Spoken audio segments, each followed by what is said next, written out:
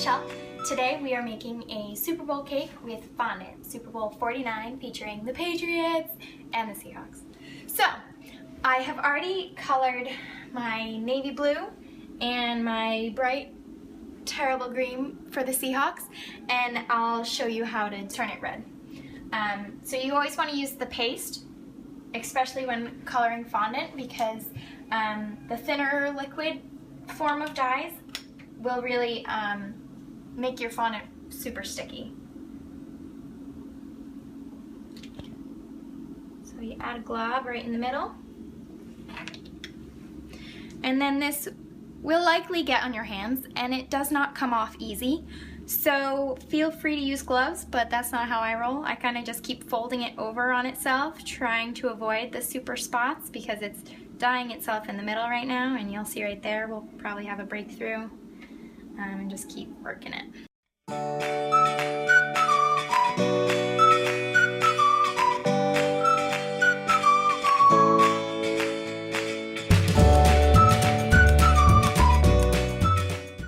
So I want this to be a brighter red, and I like to make sure it's an even color before I go and add a second amount, because sometimes there are pockets of the dye in the way that I do it, so I want to make sure I'm not wasting and over darkening, because if I miss a pocket of the dye, then it'll end up darker than I want. So I get the whole thing pretty even before I decide if I want to add more to the color.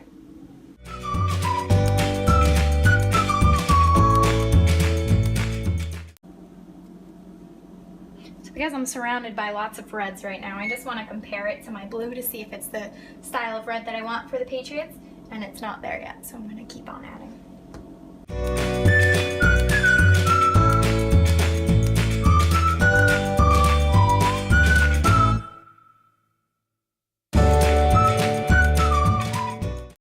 So now my red's all set. I'm going to be covering the whole cake in a grass field green. But for now, these will just be my details. I also need to make gray, which I forgot about. But I'll do. Yeah, I need to make gray. I need to make gray. So this is old fondant, so it's not as soft as I want it to be. So I'm going to pop it in the microwave for 5 seconds, and that will warm it up for me so I don't have to knead it for like 30 minutes.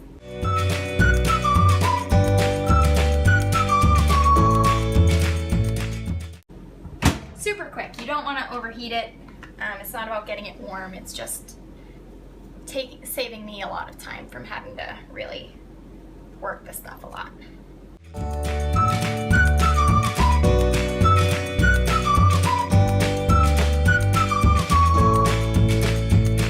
So I actually really like this gray, so I'm not going to go ahead and add any more. And the black actually worked itself in really smoothly pretty quickly.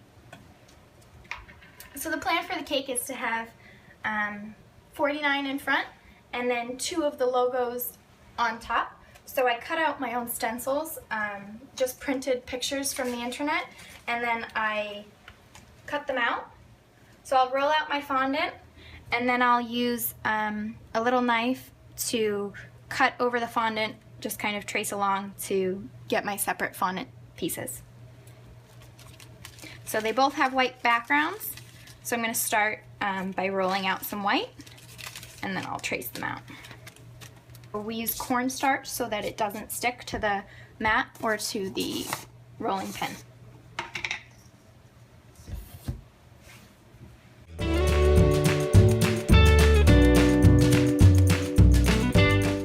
So you can also use powdered sugar. I just find cornstarch works a lot better. The powdered sugar, I think, tends to just meld right into the fondant and become part of the fondant, so you constantly have to add more and more powdered sugar. So cornstarch works well.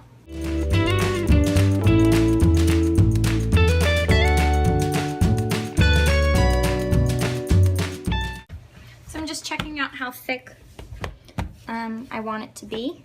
This actually looks pretty good.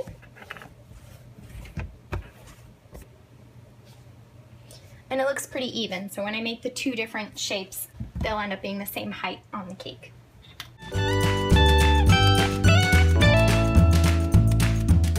So this tool I think is usually designed for arts and crafts, like cutting paper, but I like it for the fondant because it makes it easy to just kind of trace and do your own stencils as you need.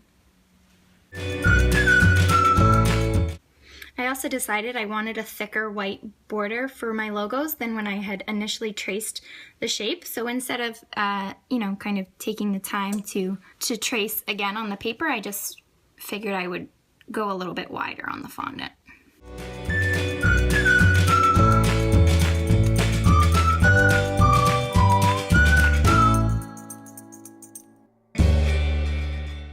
So I want to make sure my features are sharp, so I'm defining them here now, poking it in, kind of pressing to get the sharper point.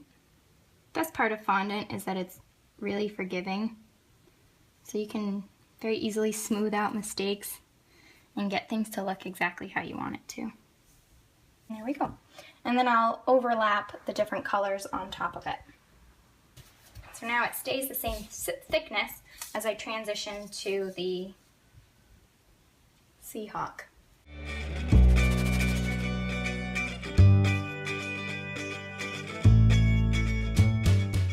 So I'm not going to stress about the imperfections that I see here right now because all the other colors are going to go on top and cover it up. I'll work on the Seahawks first, get my technique down, warm up, so if that looks worse, I don't care. Although the Seahawk guy has a lot of fine details in it, so that's going to be rough. So see how the cornstarch is still staying with us? If this was powdered sugar, would have had to reapply.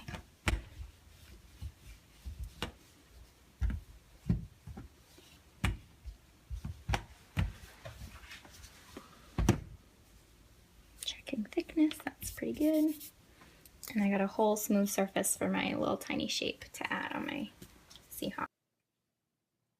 So that's generally where that's supposed to go. I'll line it up a little bit better once I have the blue piece. And then I can kind of smooth this out to make it match the rounding that I had done there. I've already kind of told myself that if I can't get this fine angle, it's something I will skip. And we'll see what we can do about the eye, because that's the bright green part. So I might just leave it blue and then just kind of do another layer of the green on top. So it will get a little bit thick, but we don't have to worry about cutting it super fine.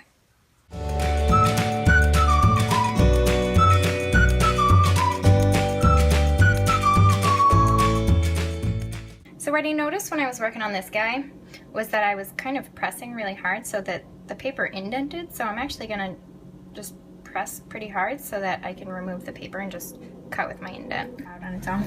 So now that I know everything's gonna fit on my white template, I'm going to get some water and gently put it on to get it all to stick and become one piece.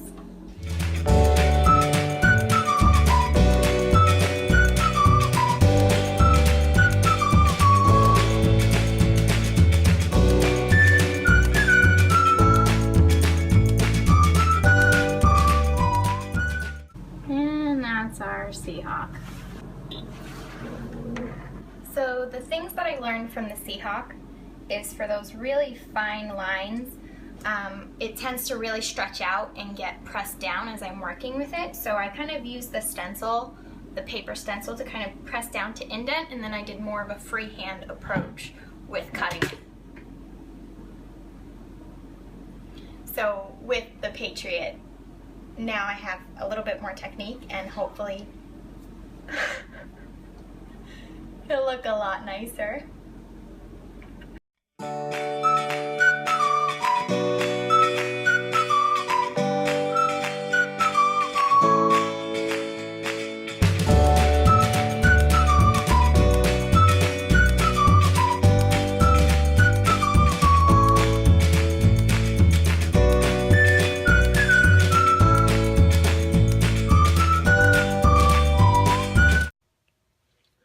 Rolling. Now on to the 49.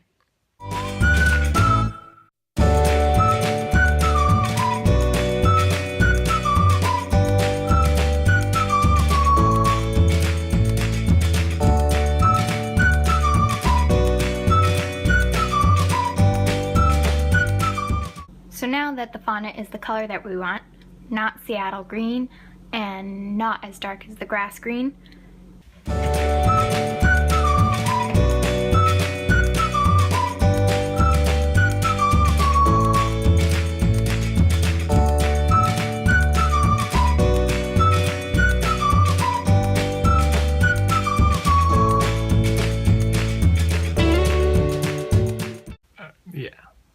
So I draped it over the cake and now I'm going to trim off the excess. You want to trim kind of quickly because the weight of the fondant can pull. And then also you don't want to get too close because it might come up too high. So here I'm a little short. I'll see what I can do to work it, and then still I can work my grass frosting to see if I can make it look nicer.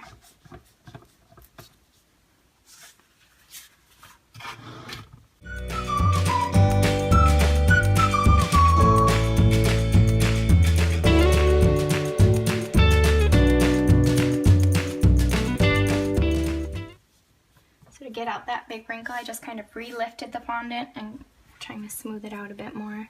Okay. Now I'll go through and trim a little bit closer.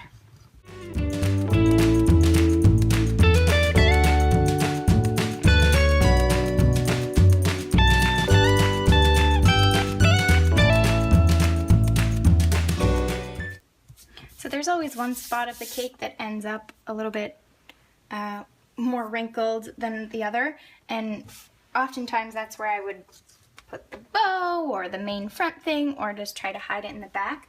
Luckily, my plan is to build up some grass buttercream along the side and to kind of cover the board, so it should cover up smoothly. I initially thought I was going to do the logos first, but I think I'm going to do the grass along the sides. Now we're going to add the fondant pieces we made to the cake.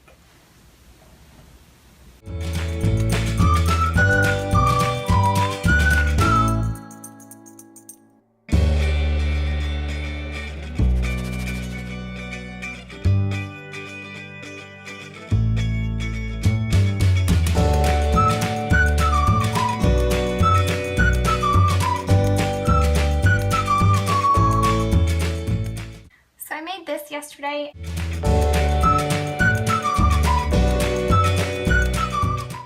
So there we are. That's our Super Bowl cake.